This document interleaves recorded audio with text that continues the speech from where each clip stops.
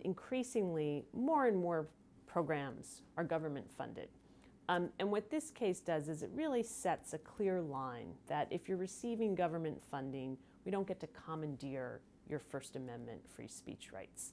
The Supreme Court ruled on the case in 2013, finding that the U.S. government cannot place restrictions such as the anti-prostitution pledge on its funding for anti-AIDS and other programs.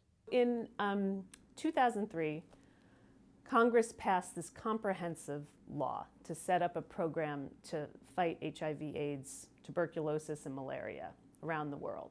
Tucked in was this really pernicious provision which said, if you want to participate in the program, you have to adopt an organizational policy opposing prostitution. What's the problem with the government saying that in order to get money for AIDS work overseas, you have to have a position that says prostitution isn't something you condone? This was really troubling because it went way beyond the government saying, we want to spend our money on X, Y, and Z. The position Congress was taking was, we get to prescribe what you believe, and we actually are going to regulate what you say and do outside your government-funded program. And so it was very troubling to a whole range of public health and humanitarian groups. Cardozo Professor Rebekah Diller was co-counsel for the plaintiffs in the case before the Supreme Court, developing the case to prevent the government from restricting funding for the HIV prevention program.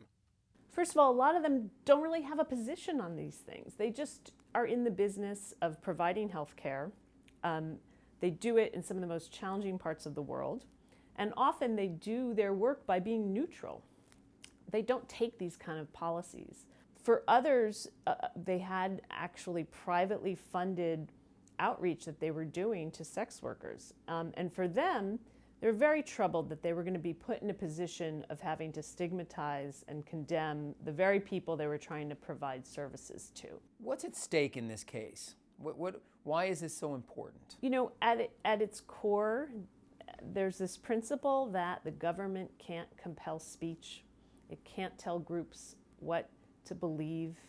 And it can't use sort of the carrot of government funding to then police your privately funded speech. What are the larger implications of this case for other people receiving money from the government for all kinds of things? We all participate in government programs every day.